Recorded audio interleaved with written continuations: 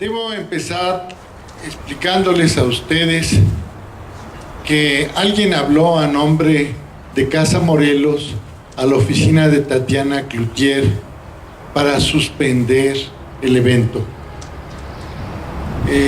Me lo comunicó personalmente hace poco más de una hora la secretaria particular de Tatiana.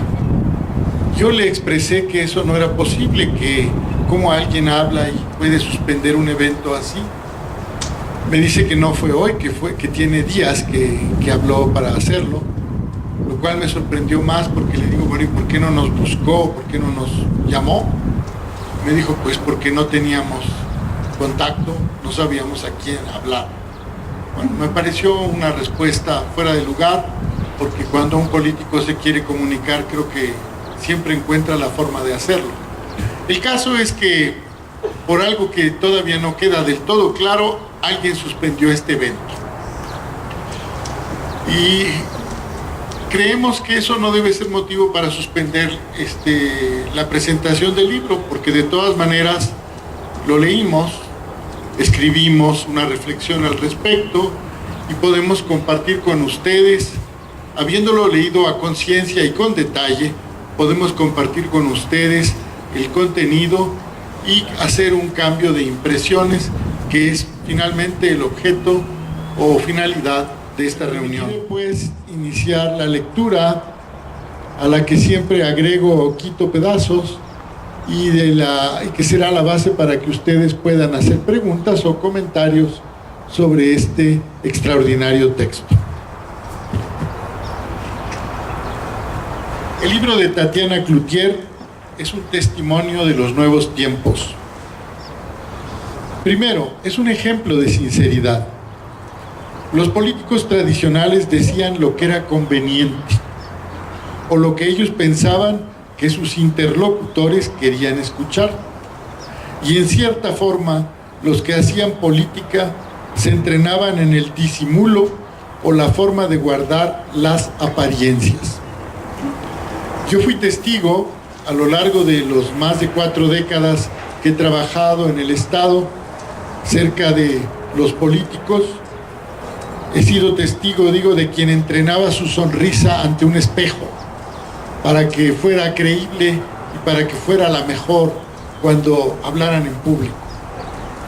También fui testigo de quien probaba la inflexión requerida de la voz al momento de hacer pronunciamientos públicos.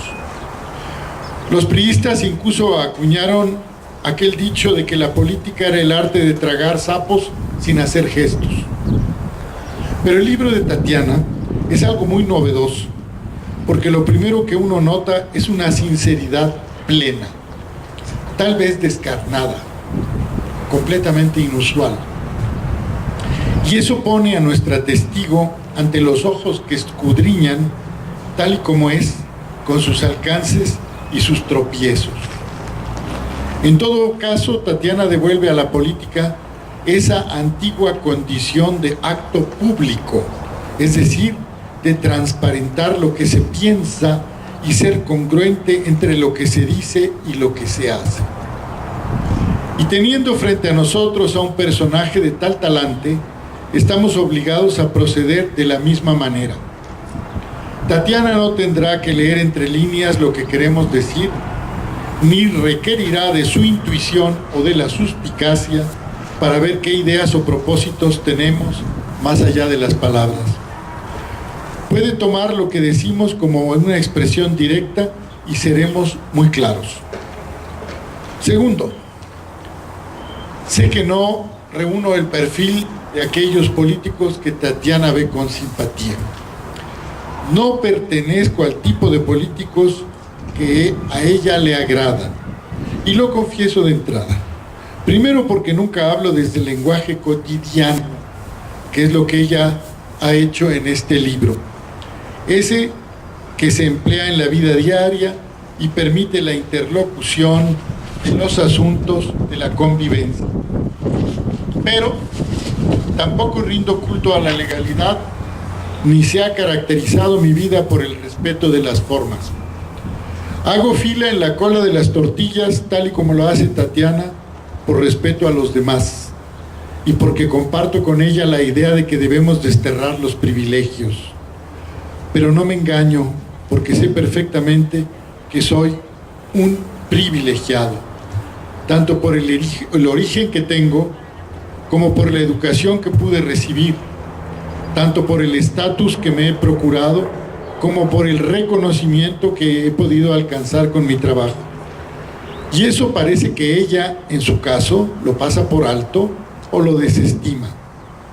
Pues pocos son los hijos de candidatos presidenciales o líderes nacionales, al mismo tiempo que parte de una clase social que disfruta del primer decil de ingresos, que hacen una memoria de campaña.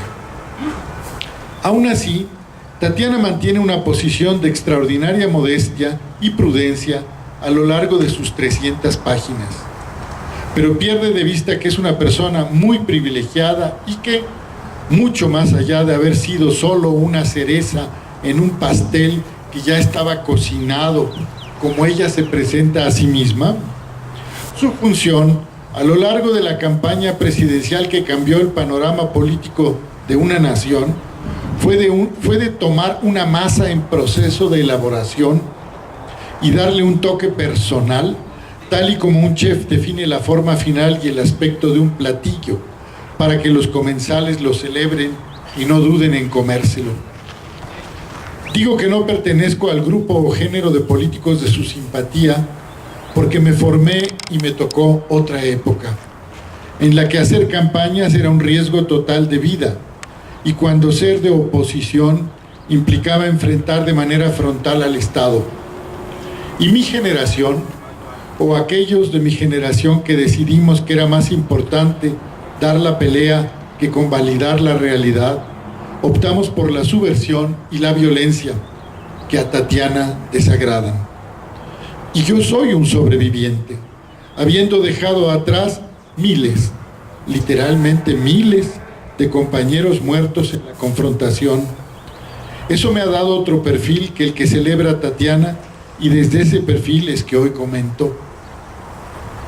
Debo subrayar que en nuestros días fuimos consecuentes, y por eso nos parecemos más al doctor Manuel Mireles, el de las policías comunitarias de Michoacán, que no le agrada a Tatiana, que a la mansa Néstora Salgado, que ve Tatiana en la luchadora guerrerense.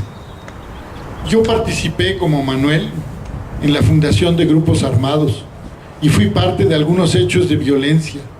Estuve preso 6 años, ocupé tierras, y el grupo político al que pertenecí distribuyó 160,000 hectáreas. Sufrí varios atentados, tuve que pasar 2 periodos escondido, uno con todo y familia, y hasta me sacaron del país durante breve tiempo para proteger mi vida. 3. Otra diferencia sustantiva en nuestro carácter es que yo he tenido que trabajar como servidor público en el Estado durante más de 4 décadas. Y eso, a diferencia de Tatiana, me enseñé algo más que ser de oposición. Aprendí algo de lo que es gobernar. A veces en el puesto más modesto de una administración, a veces como vocero, a veces como asesor de la institución o del titular de la dependencia, pero también como ventrílocuo del funcionario, es decir, como el que elaboraba el discurso o formulaba realmente la política, que aparecía después como la del jefe. Y en el caso de Tatiana, debo atreverme a decir que más allá de su lealtad indiscutible y de su apego al pensamiento estratégico de Andrés Manuel, su capacidad de traducción consiguió que algunos planteamientos fueran mucho más digeribles o afortunados que como los decía el peje. Y no me voy a detener a dar ejemplos, pero ella los identificará con facilidad. Lo que no he visto en su grueso relato es una sola idea técnica o sustentada en la teoría, no digamos de la política, pero tampoco de la economía o de la legislación. Ella explica al final del texto que pretende devolver la dignidad republicana a la función o servicio del legislador. Y eso es magnífico. Pero a muchos nos preocupa también la incapacidad de los legisladores para intervenir con conocimiento suficiente en los temas que afectan a los mexicanos, pues sabemos los que no creen en que basta la buena voluntad para el correcto gobierno. Y la política no puede armarse suficientemente con análisis de coyuntura o consideraciones de oportunidad como las que ella presenta a lo largo del libro. Requiere siempre de un marco general de referencia, donde cada propuesta o cada decisión trascendente ha de tomar en cuenta el marco constitucional y el carácter de la economía. Estoy pensando en 3 grandes temas que debo comentar. 4. En primer lugar, el de los pueblos originarios, donde estoy seguro que Tatiana se equivoca. Primero, porque da por correcta la posición de nuestro presidente. En segundo lugar, porque a confesión suya, nadie comprende a los indígenas. Y en tercer lugar, porque no parece haber tenido la oportunidad de enterarse de sus posiciones o no tuvo el suficiente cuidado para buscar las fuentes fidedignas de su expresión y propuesta. Expliquémonos. Andrés Manuel se concibe como juarista y es probable que en efecto haya estado actuando y pensando como tal. Pero al contrario de la idea que tiene Tatiana de que Andrés Manuel sabe mucho de historia, yo pienso que tiene una idea muy sesgada de la historia nacional y solo acepta lo que coincide con su propia perspectiva. Pues Juárez no se distinguió por su compromiso con los pueblos originarios. Al contrario, padecía una obsesión por conseguir y conferir a todos la misma condición de ciudadanos. Se opuso a conservar las lenguas indígenas originarias y combatió a los líderes que en su tiempo demandaron la autonomía y el autogobierno de los pueblos originarios. Tuvo presos a Che Gorio Melendre y a Che Gómez, y quien sí defendió la pluralidad cultural y planteó que México es una nación de naciones fue un opositor de Juárez que se llamó Ignacio Ramírez. A Juárez le podemos agradecer la defensa nacional y la integración de un Estado fuerte, pero no podemos desvincular la desamortización del proceso de concentración de tierras que se prosiguió en el Porfiriato, y Andrés Manuel es en este punto profundamente juarista, pues de otra manera no se entendería que se haya negado a buscar el diálogo con los zapatistas, que no le interese firmar los acuerdos de San Andrés y que incluso esté provocando con los trenes sin acuerdo con los pueblos originarios y una consulta a modo, que los indígenas hayan realizado un desfile militar este año y digan que están preparándose para la guerra contra el Estado mexicano. En este caso, cuando Tatiana dice literalmente que la alegría del triunfo de Andrés Manuel llegó hasta los indígenas, miente. Y no digo que mienta con mala intención, ya antes planteé que tal vez lo hace por ignorancia o por descuido, pero no dejan de ser mentiras las cosas que ella dice. En segundo lugar, nos parece que una cosa es la modestia y otra el desenfado o el tirar la toalla, para emplear una frase coloquial como las que ella gusta emplear. Ella explica que participó en esta gesta por la convicción política que tiene, cosa indiscutible y que le reconocemos, incluso más allá de lo que ella misma se concede a sí misma, porque algunos vemos un gran mérito en su trabajo, en su esfuerzo y en sus logros, pero dice que se siente servida con el triunfo electoral, y eso nos parece francamente inadmisible.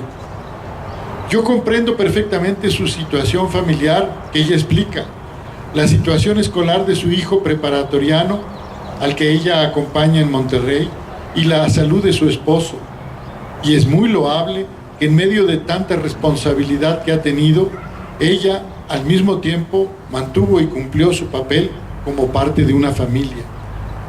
También entiendo que prefiera en un momento dado otorgar prioridad a ese contexto personal sobre tareas que podrían reclamar su tiempo completo, como se lo anunció el Peje. Todos lo hemos hecho o decidido así en algún momento.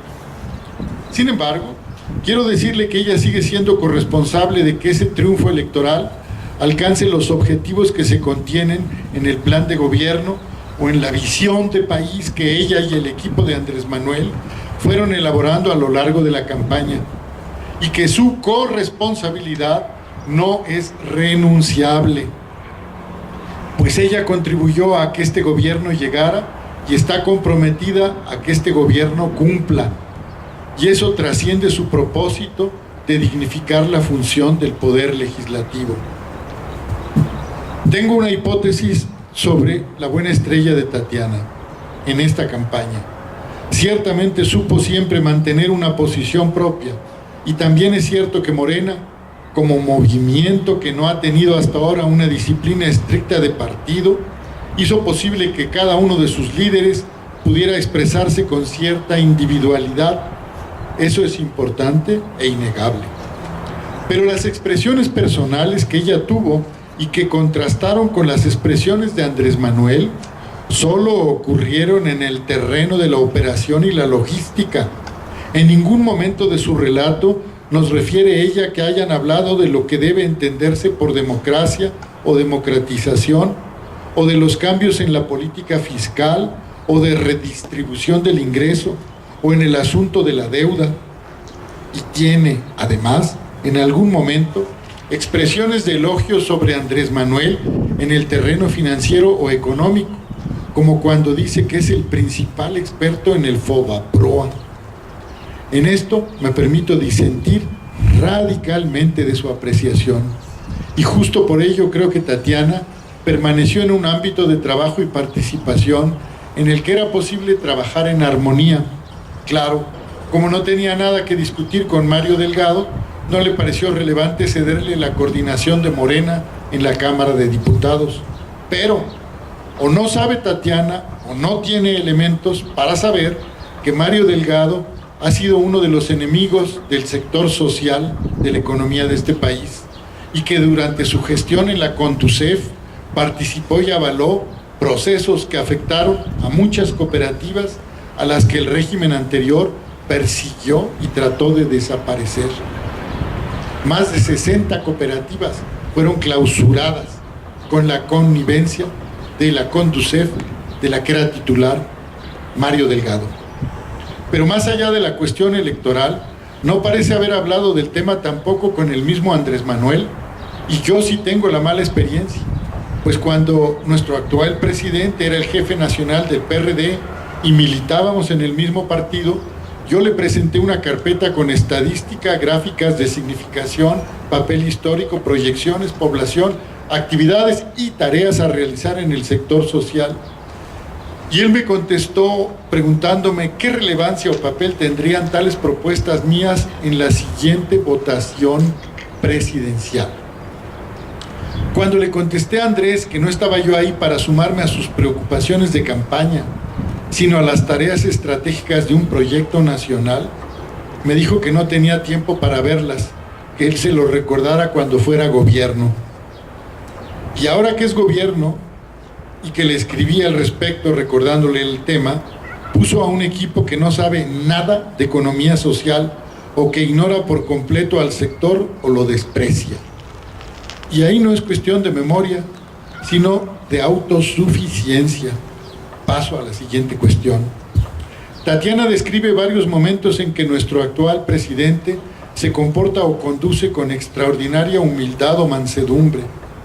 Y seguro tales efemérides son ciertas, pero tal vez porque a Tatiana solo le tocaron los momentos en que se hablaba de una posible entrevista, una comparecencia, un programa de televisión, un diálogo público, pero no relata decisiones estratégicas. Y en ese caso yo tengo una percepción también completamente diferente. En 2006, por ejemplo, yo era el coordinador técnico de la Secretaría del Trabajo, cargo muy cercano al secretario del Trabajo, Carlos Abascal, cargo desde el cual yo tenía acceso y conocimiento sobre todos los temas y asuntos importantes que ocurrían en la Secretaría. Y estando ahí, me percaté de que se preparaba el fraude electoral en el que participaban, entre otros, el Yunque, coordinado desde esa Secretaría, ese grupo entre paramilitar y conspirativo de la ultraderecha. Reuní entonces elementos suficientes que permitían saber de su forma de operación y de los mecanismos al detalle sobre el fraude que se iba a cometer contra el PRD. Con los elementos completos, me presenté ante Andrés Manuel en un mitin y le alerté: tengo los detalles del fraude que te realizarán en los próximos meses. Me citó en la oficina y al llegar me pidió que le expusiera a su asesor de apellido Marván. A este compañero le pedí una máquina para describir con detalle el problema y él me proporcionó una computadora y me senté a describir con todo detalle cómo le iban a quitar el triunfo. Pedí que lo firmaran testigos, entre ellos Francisco Martínez Marcué, y lo entregué. Después de eso, Andrés Manuel me despidió y me dijo: no te preocupes, ganaremos por 3 millones de votos de ventaja. Yo le contesté: creo que no quieres creer que no importa la ventaja que alcances, te los van a quitar. Eso yo lo llamo soberbia. Y creo que cuando uno discute temas de fondo con Andrés Manuel, él no solo no escucha, sino que jamás cambia de posición y no importa qué se argumente en contra de lo que él sostiene, lo cual es parte de lo que hoy critican no solamente los que están en la oposición, sino una parte significativa de los que también votamos por él. En cuanto a la amnistía, debo ahora tocar un punto que rebasa el tono o discurso de nuestra célebre autora. Ella explica las razones y el contexto de lo que llevó a Andrés Manuel a plantear esto como parte de la política de pacificación y búsqueda de nuevas condiciones. Pero a nadie con sentido común ha podido convencer, y en esto se engaña Tatiana.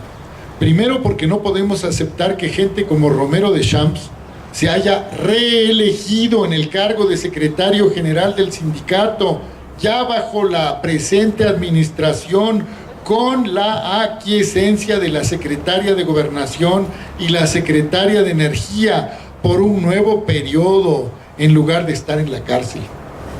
Así como no podremos aceptar que los funcionarios responsables del huachicol estén no solo libres, sino gozando de lo que se robaron. Eso no es asunto de estilos, es mucho más que eso. Es un tema de derecho y del principio que fue capital en la historia de México y que se denomina Rectoría del Estado. No es posible que por buscar la convivencia o el ahí muere, se deje en libertad a quien estuvo minando el Estado de Derecho, destruyendo la vida institucional durante años y sustituyendo la ley por acuerdos ocultos, complicidades y reparto de fortunas.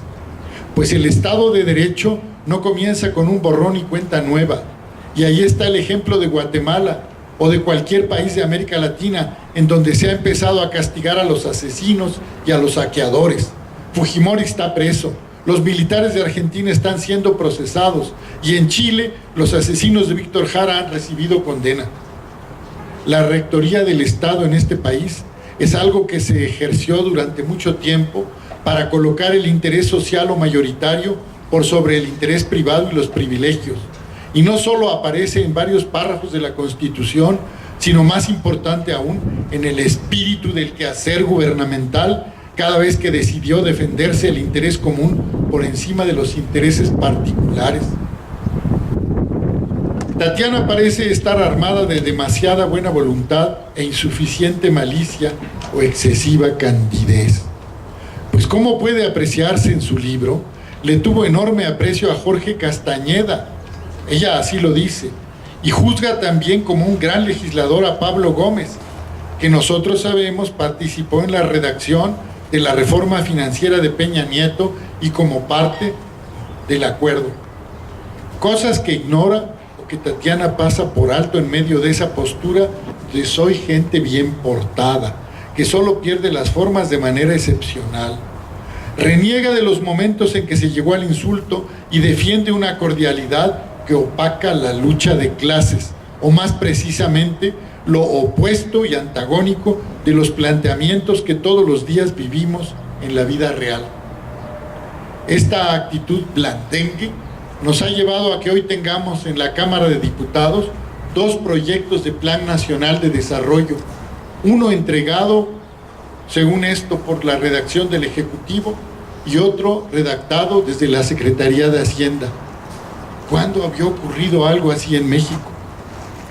Desdeña las consideraciones ecologistas esgrimidas contra el aeropuerto, diciendo que las presentó Luege, que es un sujeto de la derecha, y no cita ni menciona, y tal vez hasta ignora, los muchos planteamientos que venimos haciendo los ecologistas de todas las corrientes y los muchos estudios que se han reunido sobre el lago de Texcoco y que demuestran, más allá de los negocios que se frustraron, la tragedia ambiental que representaba ese proyecto. Ella descalifica a los ecologistas porque coinciden con Luege. Los que tenemos años estudiando el tema y que incluso nos planteamos poner en este museo una exposición permanente sobre la tragedia de la cuenca de Anáhuac, que era una cuenca lacustre y que se ha intentado convertir en un páramo durante 5 siglos, cuando se trata de una cuenca endorreica con medio centenar de ríos, no descalificamos a Luege, lo sumamos a los cientos que decimos cosas parecidas. Pero Tatiana parece ajena a este como a otros temas de orden estratégico. Esperemos que en el futuro la legisladora Tatiana se pronuncie sobre cada uno de los puntos que impuso el neoliberalismo, por ejemplo, y nos diga cómo y cuándo se irán sustituyendo, porque más allá de la retórica de afirmar que ya se acabó el neoliberalismo, queremos saber en qué se modificó en el caso de la deuda, pues vemos exactamente la misma política que tuvieron el PRI y el PAN. ¿En qué se modificarán las variables económicas? Porque vemos al secretario Ursúa, que apenas elogió al ángel de la dependencia, a Ángel Gurría, como Tatiana elogia a los voceros o representantes del pasado, aplicando las mismas medidas que se han mantenido durante 30 años. Esperamos, en fin, que más allá de relatarnos como lo hace en el libro, lo extraordinario de la contienda electoral y cómo transformaron el hartazgo en un triunfo, nos diga cómo van a transformarlo en un verdadero cambio. Muchas gracias.